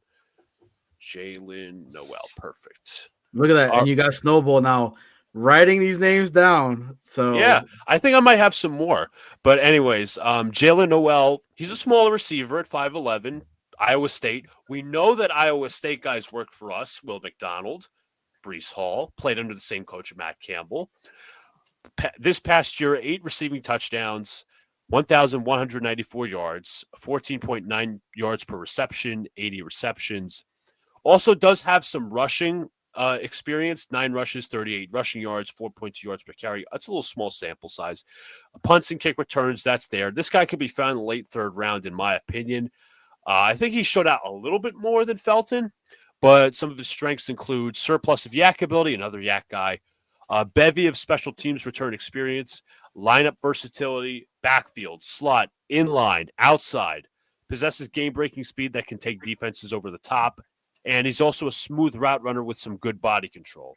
He struggles against physical corners, though, and could limit his lineup versatility and his overall ceiling against NFL corners. He does have some focus drops, and he also lacks ideal size as a blocker on the outside, so you have to wonder, again, lineup versatility, is that the question? Could he also be a tool that be used in the backfield? So let me see if I don't have a pro comparison on him. I want to see Ty Felton's because I think I wrote him up a pro comparison. And I'm also going to look at their 40 times as well because I didn't get to do that. Felton. Now, I think a guy last night that you were talking about was the kid out of TCU. Jack Betch? Yes. And he's a guy in the way later rounds. Ooh, I wouldn't even say way later. I would say like 2nd, 3rd round. Really? Okay. He had a really good, and it was a very emotional game, the Senior Bowl game for him, because his brother unfortunately died in the terrorist attacks on New Year's in New Orleans. So pretty much everybody wore the sleeve that his brother used to wear. His name being the deceased was Tiger Betch. But I'll get into him in a second. But for a quick comparison on Ty Felton, I said he was like a Sammy Watkins, Emmanuel Sanders hybrid. So let me see their 40 times real quick. Ty Felton, 40 time. And I mentioned Jalen Noel, his 40 time. And Betch is also a big receiver. So at the combine, Jalen Noel, 4.3940. Ty Felton, 4.37 at the combine. Those are the official numbers. So these are speedsters. Yes. We need some speed. I like Garrett. Take the top off the defense. The only thing that Fields' throwing ability is it compatible? True. I completely get your concern on that, because one of the things that Fields struggles with is he doesn't struggle with deep ball, strength. It's more so the accuracy and reading the defense's perspective. Right. Let me see what I can cook up on Betch, because I pronounce 6'2", 215 out of TCU, as Johnny Boy said. Mhm. This past season, 62 receptions, 1,034 receiving yards, 9 receiving touchdowns, 16.7 yards per reception. I gave him a comparison of a taller Hunter Renfrow. It's funny because Renfrow is actually meeting with the Raiders, even though he hasn't played in a year. But regardless, he's versatile. He played most of his reps on the outside, but he can also play more on the slot, as he has in recent years. Solid yak threat. He's never afraid of contact. Terrific body control. He's also proficient at manipulating defenses with superb route running. Although he doesn't have elite speed to beat defenses, so he's more of like your big body guy, especially in the red zone. And he has flashes of beating press, but he needs to do it at least a little more consistently. So now let's do this right now. Okay. I'm gonna say first round we got Ted. Okay. Okay. Second round, you're on the clock for our pick. What position are you going? Ooh. No tight end. I'm not gonna put tight end right Okay. now because I think tight end is one of the deeper Yes. classes this year, right? I'm not gonna say running back because running back I think it's another one Okay. that's deep as well. Everything else is open though. Where would you go and name some of the players that you would love to have at that pick? Well, okay. Can I ask a question real quick? Absolutely. Go ahead. If he didn't take those two positions off the table, would you have considered either of those positions? If He took wasn't tight end and running back off the table. Would that have been something you were considering if he didn't? People say he's a third-round pick, and just to answer that question, I would have taken Harold Fannin Jr. That dude he was really good. He was really good towards the latter end of the Senior Bowl. He's actually the first tight end I scouted. Bowling State? Bowling Green. Bowling Green. That's what it was. Yeah. And people say people say he's a third-round pick, more of a second, in my opinion, because I think he's that good. A lot of people see him as like the newer Antonio Gates. He's a hefty guy, 6'4", 230, led the MAC and FBS in receptions and receiving yards. And you want to talk about receiving yards? 1,555 with 10 touchdowns. So what was his production the years before that? Good question. Let's pull it up. I'll put up on College Football Reference. And he's a pretty good at an elite blocker too, right? From what I was Yes. reading, right? Absolutely. Like that's one of his biggest strengths. That's one of his biggest strengths. Get what I'm trying to say in regards of the Tyler Warren thing. So I will say he also was an All-American this year. The prior season when he was a sophomore, 11 games, 44 receptions, 623 receiving yards, 6 touchdowns, 56 yards per game. Also had some rushing experience, not too much, but it was serviceable. It was like he had somewhat of a role. Okay, sorry, Johnny. I didn't mean to derail it. No, you didn't. But that was really good because that was what I'm trying to say, that I really feel like there are a lot of tight ends that we could potentially get later on. I don't think that at 7, right, if we go back and we get them, I'm okay with that, right? It's just I feel like we could get something better than that at 7. Yep. You know, you don't want to use 7 on a tight end. I get it. That's exactly what it is.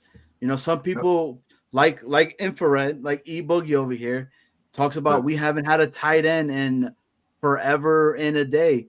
That's true. But I think we did, didn't we? We drafted some tight ends that were somewhat okay. The rest of the team sucked. I mean, the last guy we really had was Dustin Keller. Yeah. And he was drafted in the back end of the first round. There was you could literally go through all the drafts, all the misses. Jordan, forget his last name. Help me. Forgive me. Jordan Leggett, Jay Samaro, Chris Herndon, miss after miss at the tight end position. That's one thing that Jets have, and like they have a nice history of tight ends, though. There's no lying about that. They had Anthony Becht. They also had Chris Baker for a little bit. They had Mickey Schuler. So this, like, they're not fully bereft of rich history at tight end, but at the same time, like, I can understand why fans want that tight end back, and like the potential that he has is unbelievable. But again, I'm also not against the idea, like, okay, we could go to the second round and grab Harold Fannin. But I want to answer Johnny Boy's original question.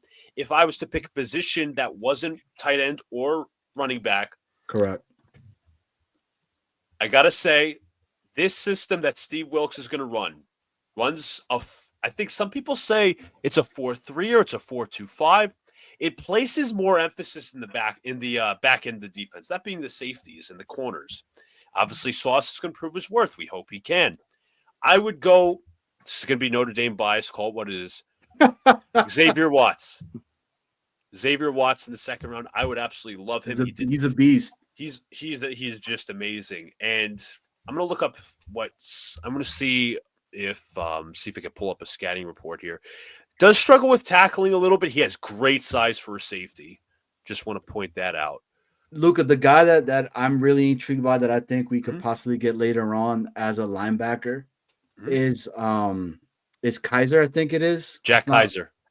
Like, he's another one that, again, not many people are talking about it. That's true. Right? But the kid's a beast, man. He was one of the leaders. Yeah, one of the leaders of that team. Defense.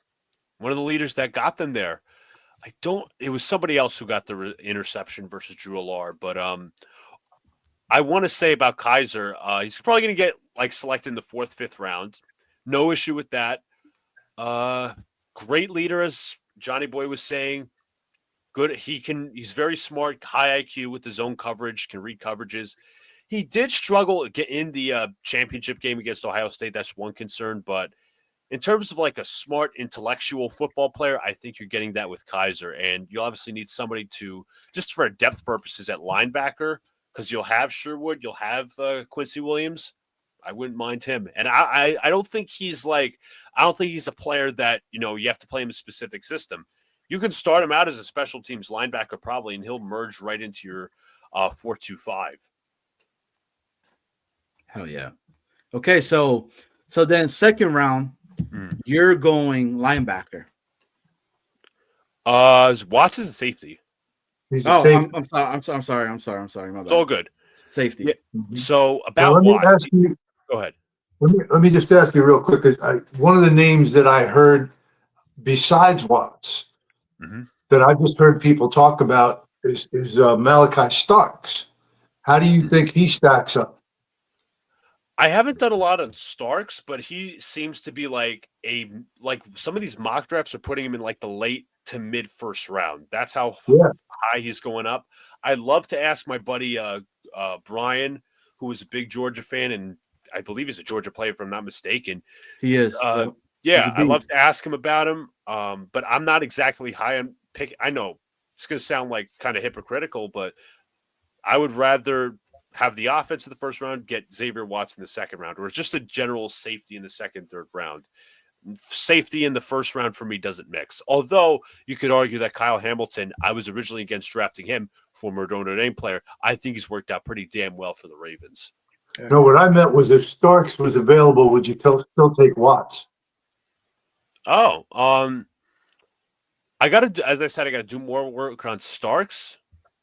Yeah. If he's like a legit 1st round talent, I'm not passing that up. So I would do Starks. Okay. So I have to say this, and Clancy beat me to it, right? Starks was a lot better the year previously. Like, this year he wasn't as like dominant as he was before. So that's one of those. But again, so if that's the case, right? Because what's his name is going to play free safety, right? Is it Cisco? You're talking about Cisco or Cisco? Yes, Cisco, right? So we're needing somebody's going to be a strong safety, and typically strong safeties are very tall and can lay the hammer down when needed, right? Yeah. So then that guy would fit it, Watts. Okay. And he's the ball hawk too. He has an eye for the ball. Oof. Question from Jimmy Jets is, what about Emiwari? I've heard good things about him. Didn't see he was at the. I don't think he was at the Senior Bowl, but I've heard good things about him. Apparently he's physically imposing, real blend of size, movement skills. Like, I don't want to just be reading off a draft report or whatever. I'll try to do my own work, but that's something I'll obviously have to look into because I've heard good things about him. Yeah, he's actually ranked first on a lot of, analyst sheets as safety. He's listed number 1. Got it. All right. So then we went safety. Okay. We're in third. Again, no tight end, no running back. No tight end, no running back. Where are you at? Oof. All right, I'll make it easy. We need to make that right tackle position solid. I already know. Where we're at? Ozzie Trapilo, tackle out of Boston College. Let's go, baby. We actually did an interview with him because we got to do the post-practice interviews. I'm gonna look up my brother's report on Trapilo. He was very good during the Senior Bowl process, and my friends Dom C and Jeremy of Jets Chaos did a great job, interviewing him. And Dom C, I think he has his own channel.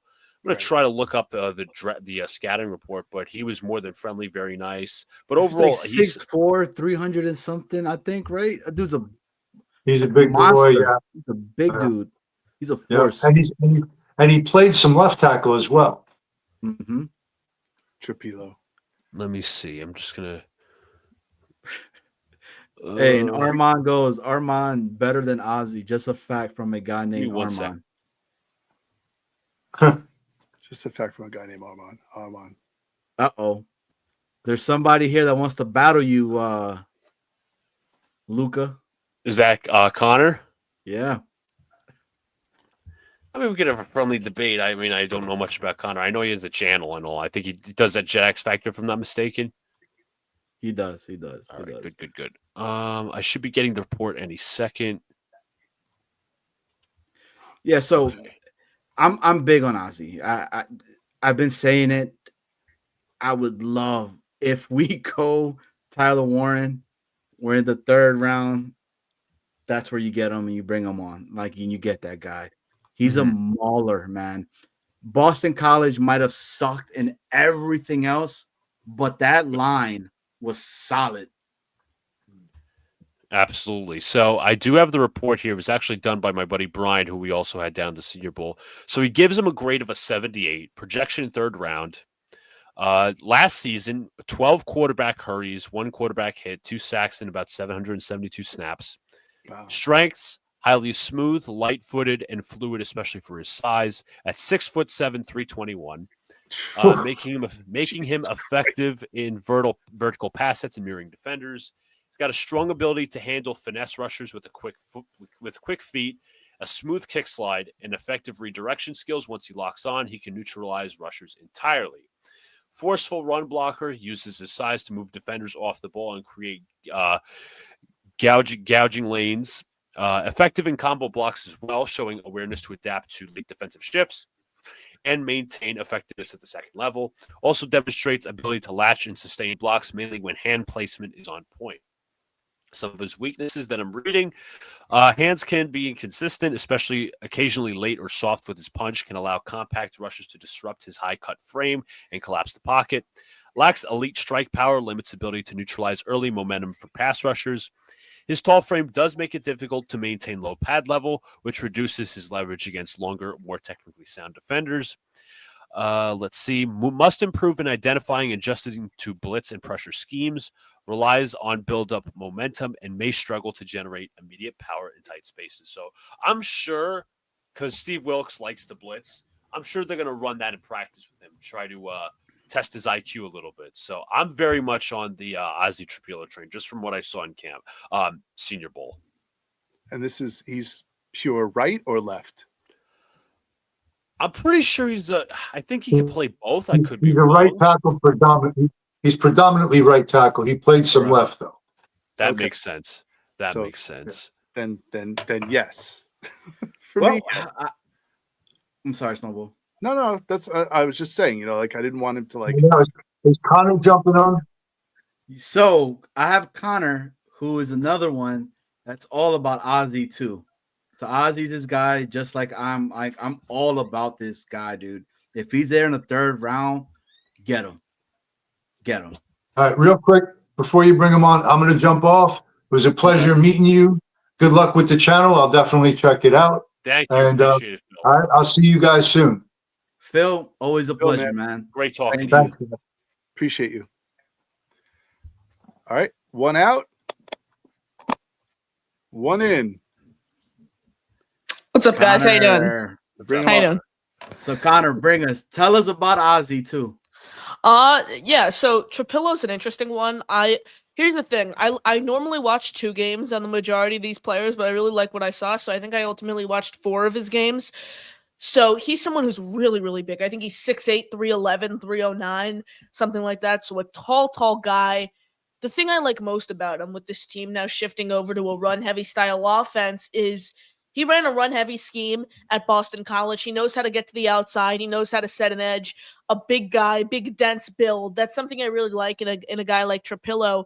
But Luca, someone else you spoke about who I just did a film breakdown on not too long ago, Harold Fannin Jr. from Bowling Green. 1st in yak yards, 1st in receiving yards. This is a guy who you hear Bowling Green and you think, oh, yeah, he's just, stat padding against MAC teams who are terrible. Every play I did in my film breakdown on Fannin Jr., I intentionally pulled from the Penn State game where he had over 130 yards and multiple touchdowns. This is someone who you can align in the slot, someone who you can play wide, and someone you can play in line. I really like his burst and the way he gets out of his 3-point stance quickly, something I really like out of him. I will push back on one thing about him being a great blocker. He has the potential, in my eyes, to be a serviceable blocker at the NFL level. The thing is, the guy is 6'3", 230 pounds. You can't expect him to come in and play in line and be an absolute mauler for you in run blocking and pass protection. I don't see that happening with someone right away who's 6'3", 230 pounds. Gotcha. Yeah. Other than that, I mean, I would love if the Jets could go Warren at 7. Not Warren, excuse me. Ted at 7. Tyleik Williams from Ohio State in the 2nd round. 3rd round, either Trapillo or Fannin Jr. And then 4th round, there might be some tackle like Hollins Pierce, for example, from Rutgers. Is maybe someone you could bring in, give you some interior depth as well. He has the ability. You could probably flex him, play him in and guard a little. And that's where I am right now. I think this team's going 7-10. Nah, baby, we're winning 9 games. How's Corley going to look, Johnny? Amazing. They're gonna finally utilize them the right way. Said that last year. Luca, question. Supposed to, didn't happen. Connor, question also. For both of you, are we taking a quarterback this year? I'll let Connor go on that one first. Okay. They should. Okay. They should. Good. I did an article about this for Jets X Factor yesterday. I did the top 3 developmental guys. Milroe was 3 for me. McCord was 2 for me. Howard was 1. I mean, for me, it's easy with Will Howard. So much experience, over 1,200 dropbacks, a proven winner, mobility, able to make plays in and outside the pocket, strong arm, very, very accurate. That's a no-brainer for me. McCord is someone I really, really like because he reminds me a ton of Jared Goff. And I noted this in my article.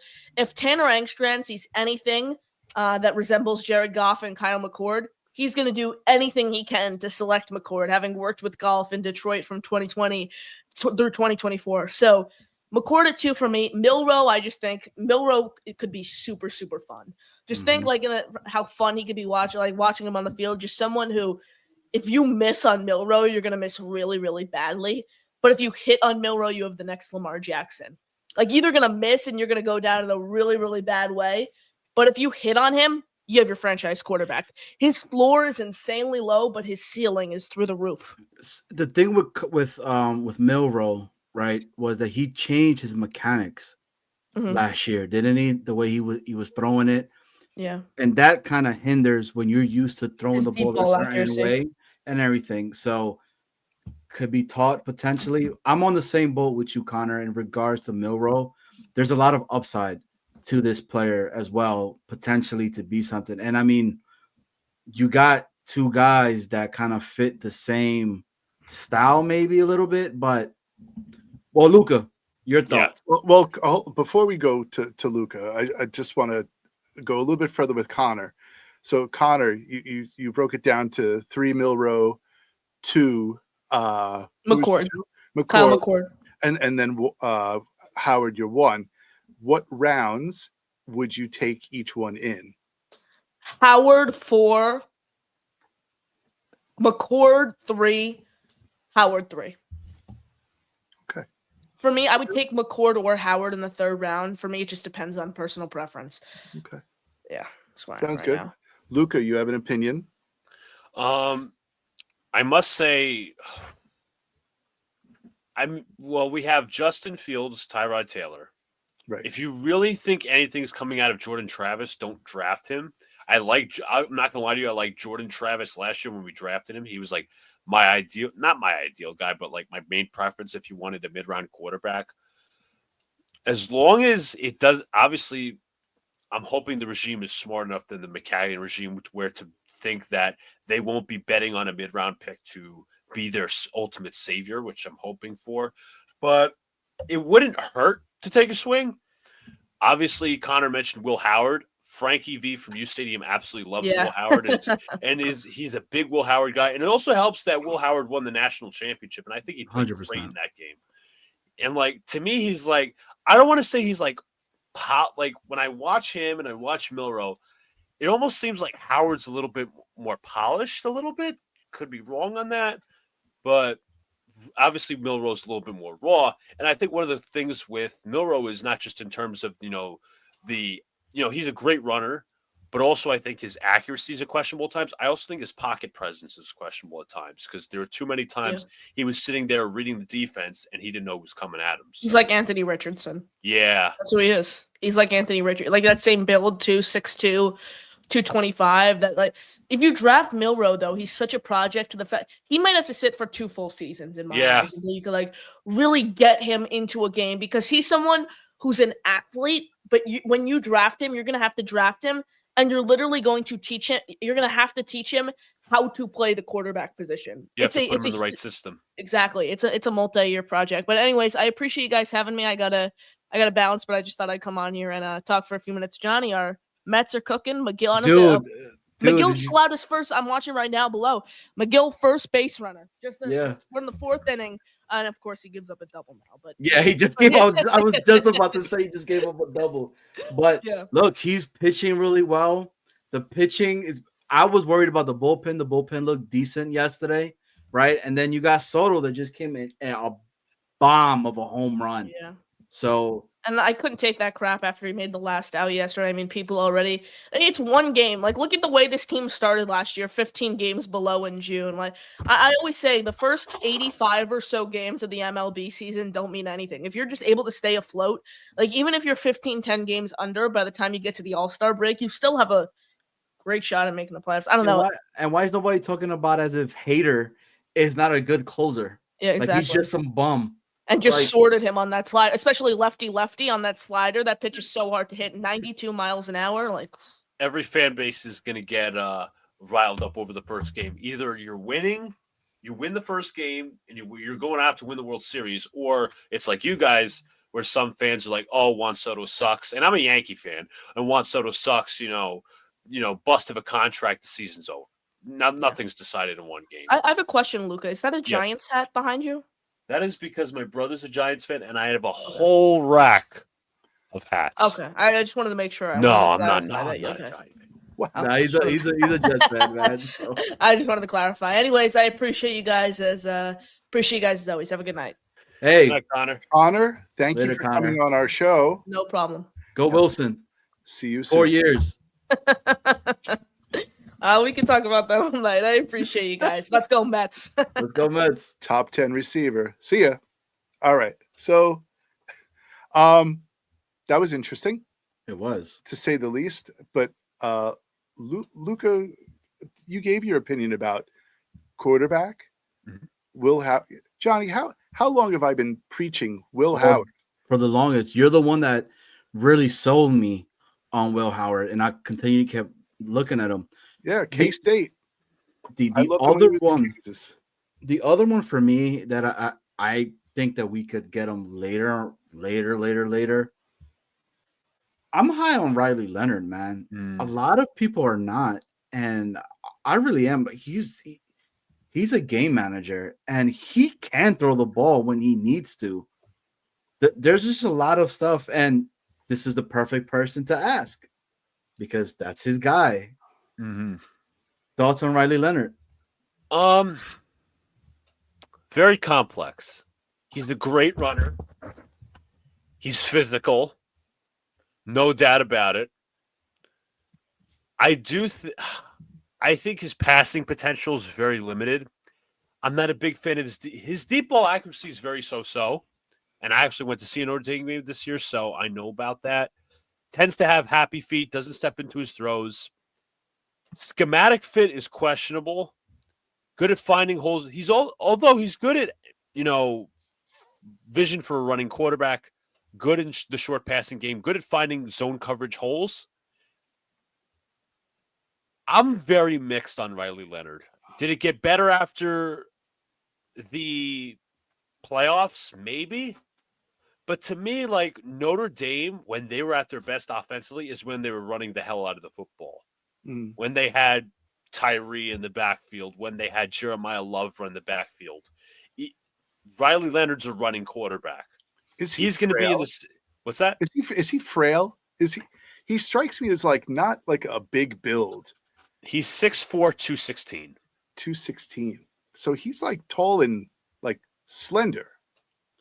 It's the way, I guess you could, if you're going to make that conclusion, he plays better than his size, which is a great attribute, no doubt about that. Yeah. But I think Johnny Boy has a point. He does resemble a game manager type if he really lives up to his potential. Last year, Notre Dame, 66.5% completion percentage, 2,383 passing yards, 18 touchdowns to 6 interceptions, and about 10.3 yards per attempt. Although, yes, he does have 15 rushing touchdowns. You said chaos, and we brought him to you. Here he is. He's more of in my opinion, he's more of a spread RPO offense. Yo, what's up, Jeremy? He brought the sunshine. He did. It is very sunny and shiny here in Sacramento. Very nice. Good. So, I can feel the warmth. But Snowball, Will Howard is the quarterback that I would want. If that's a potential part way later on. Now, I would take him at 7. Hell no, dude. What? Look, man, you just made Luca fall out of his chair. What's going on, Chaos? Will Howard is first round potential. Will Howard, first round potential. That's it. How come I don't see him projected that way? Because the draft analysts are garbage. They don't know anything.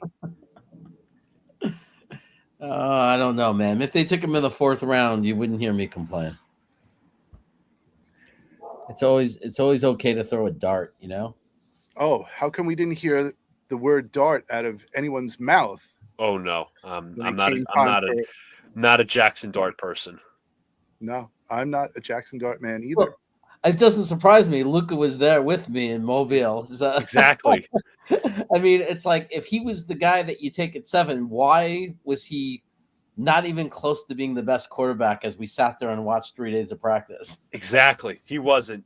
So, I got to say, where's all this hype come from? Where's all this hype coming from? Smoke screen? His arm. His arm? I mean, he's got a strong arm. There's no doubt about that, but his accuracy is questionable. I also got to find the report, which my brother did. He said he's like, and one of the biggest things that goes against him is he didn't play in a pro-style system. He went a very QB-friendly offense that Lane Kiffin ran. So that's one of the knocks against him. I mean, I watched him. I didn't like his footwork. I think his footwork was a big question mark too. I think you got to see it in person. It's just he reminds me of Tim Tebow.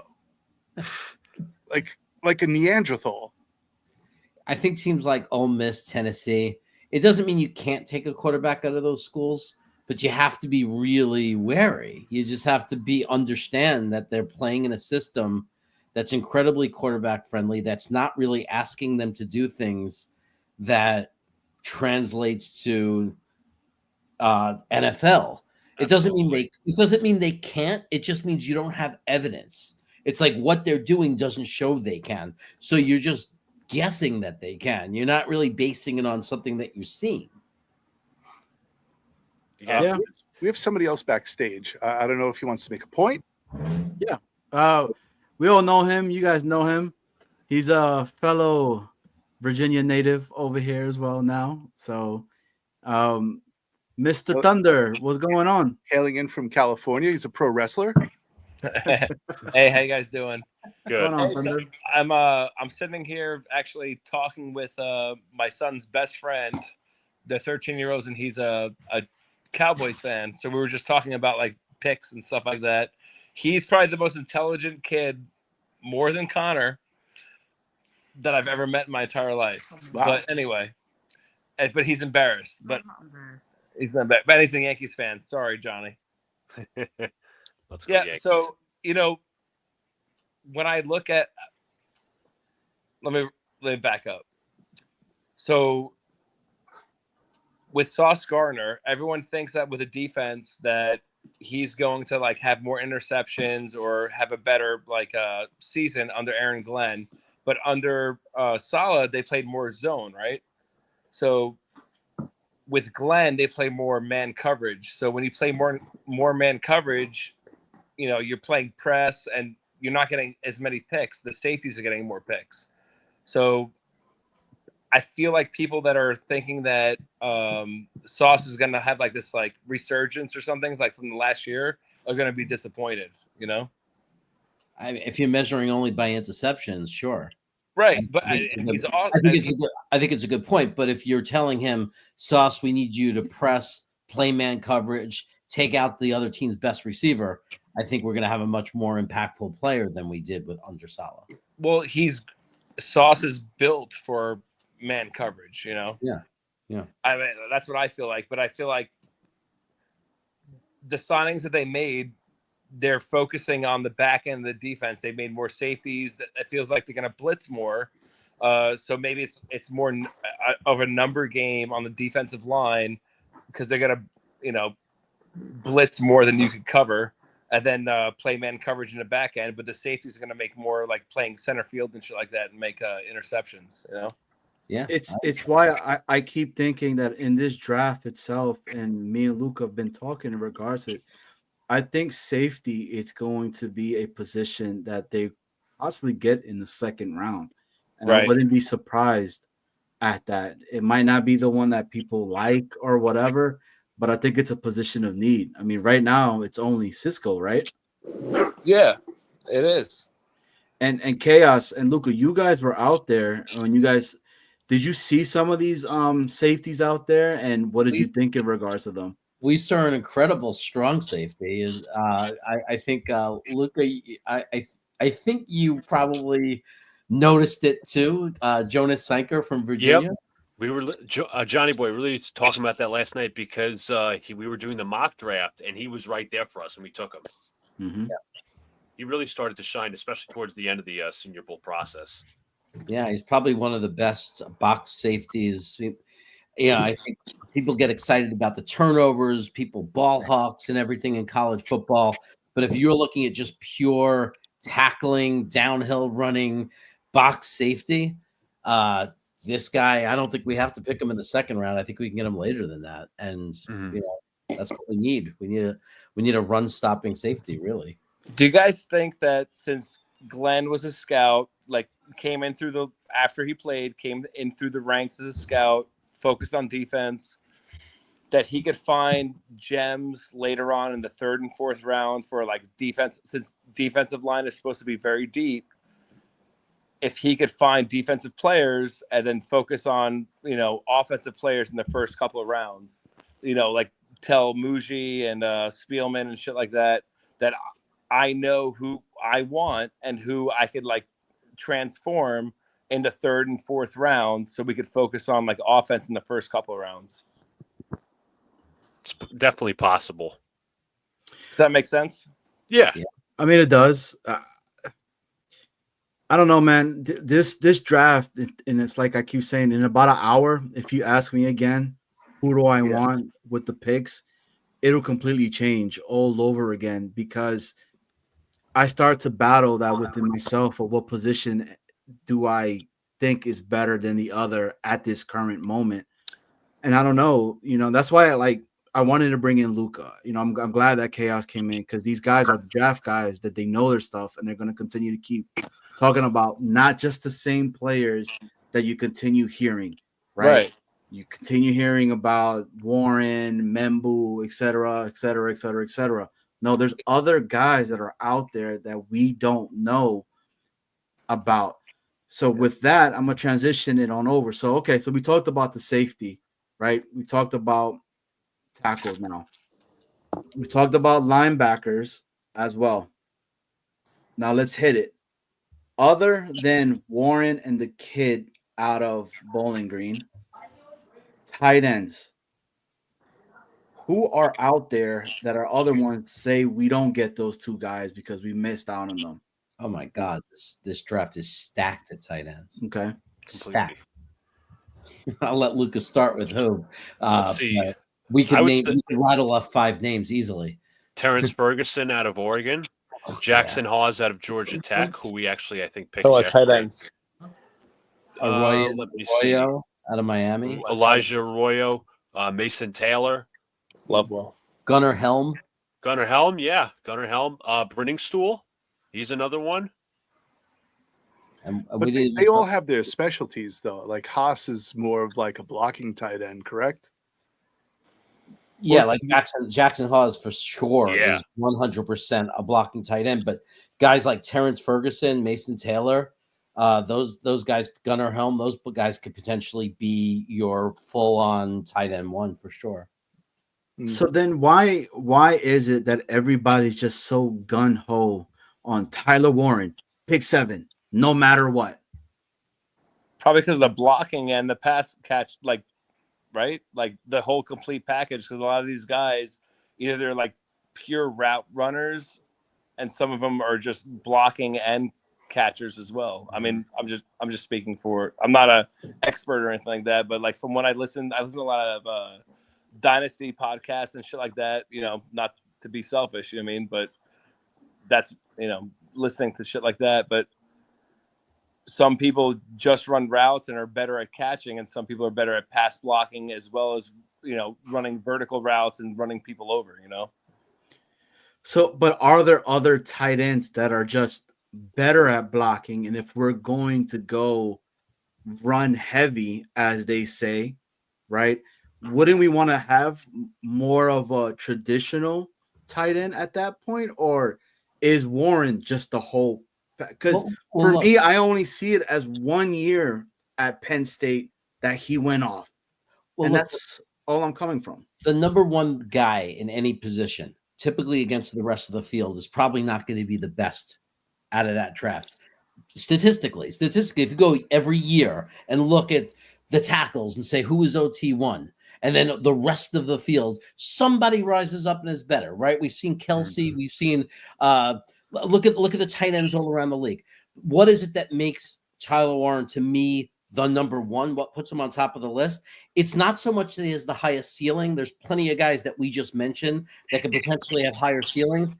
To me, it's that Tyler Warren has the highest floor, meaning the worst case scenario that you're going to get out of Tyler Warren is a really good football player. That's what makes him so special, is that it's such a safe pick. But at 7, I mean, it's on any other year, no way, right? But you have to look at the reality of this draft.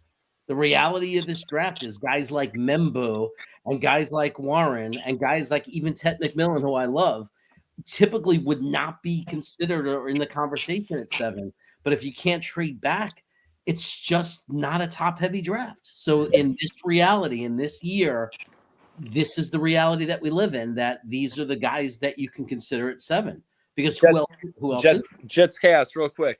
So Ted McMillan, do you think that he's like a Mike Evans type of player where he doesn't have that quick vertical or that quick first step, but he could beat everybody with his long reach? I look at him as a little bit quicker, and like he has some pluses that like he's a Mike Evans, but even a little bit quicker, to be honest. But but also the floor with him is very low because we Sure. don't because he took so many reps from the slot. We Right. don't know 100% if you line him up in the boundary if he's going to be able to deal with physical press. Like so, there's a big unknown with him. So I think Right. there's a high risk, but I think he has an incredibly high ceiling. I think Evans is a great comp. I think Keshawn Johnson, if you want to look within the Jets' history as a comp, you know, potentially his ceiling could be that kind of guy. I even go back as far as Al Toon when I look at a guy like Ted. But the risk is there because if he can't handle the physicality, if he can't get off the line of scrimmage from the boundary, then you got a very limited wide receiver, right? Because we're not looking for a guy that we can only play out of the slot at number For 7. sure. Yeah. So, gun to your head, would you rather pick Tet, starting right tackle at Membo, or tight end? If Carter was gone, those 3 players, which one would you pick?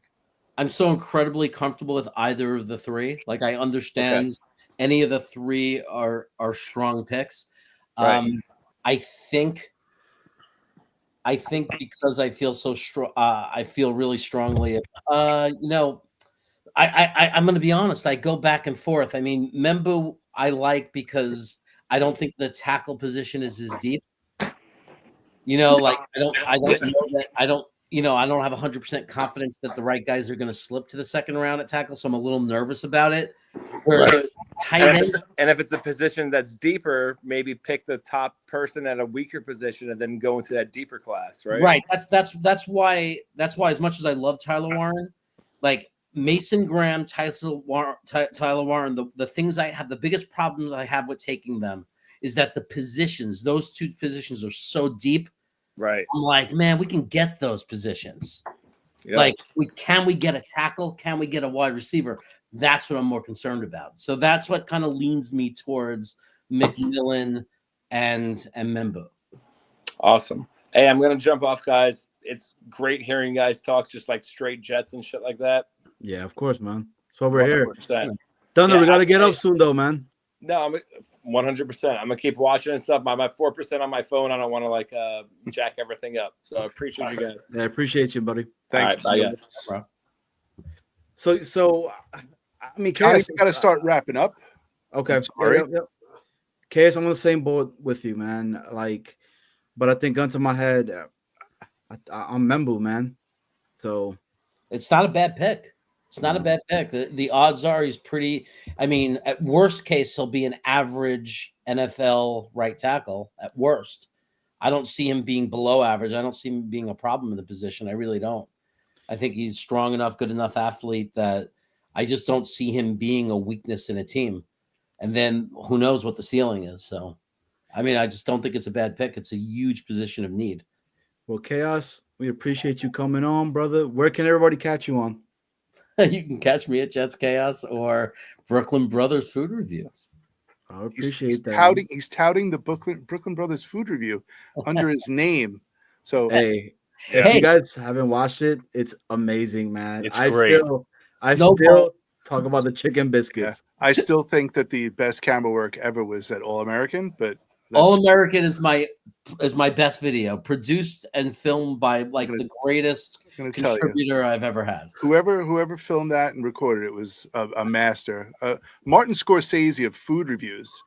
All right, Jets Chaos, Jeremy, thank you so much for coming on. We really appreciate when you taking the time. Hello, good to see Luca. Good to see you, Jeremy. Haven't seen you in a bit, brother. So good to see you. All right. Take care, guys. Should I pull the plug? I'll pull the plug. Do it. I'm pulling the plug. Oh, he did it by himself. Look at that. All right. I'm battling the clock, and I have reasons why. But Luca, thank you so much for coming on. Absolutely.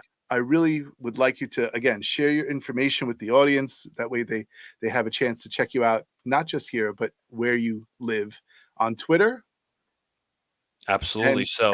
And the YouTube channel is coming, or you have it? Yeah. We already have the YouTube channel up, the logo's up and whatnot, but we just haven't posted quite yet. Okay. So it is, if you want my Knicks channel, it's Knicks Cast. I have about 86 subscribers, trying to get to 100 there. Gang Green Chronicles, obviously my Jets YouTube channel. We haven't started uploading just yet, but we'll start uploading, I think, soon as next Tuesday or Wednesday. Free agency recap, draft show as well.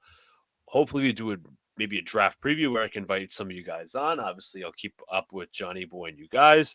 Cool. But it's going to be interesting to see how the Jets finish out free agency and how the draft goes, especially for this new regime. All right, man. Thank you so much for coming on.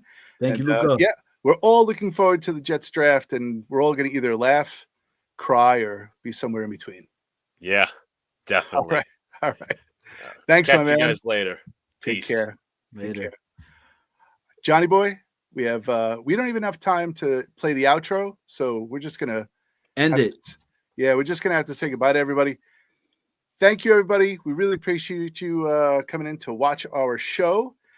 On the way out, hit the like button, hit the subscribe button if you haven't already, and if you haven't subscribed, what the hell are you thinking? What are you doing? Holy crap! And this right, has been a Jets Worldwide, wide Peace production. See ya.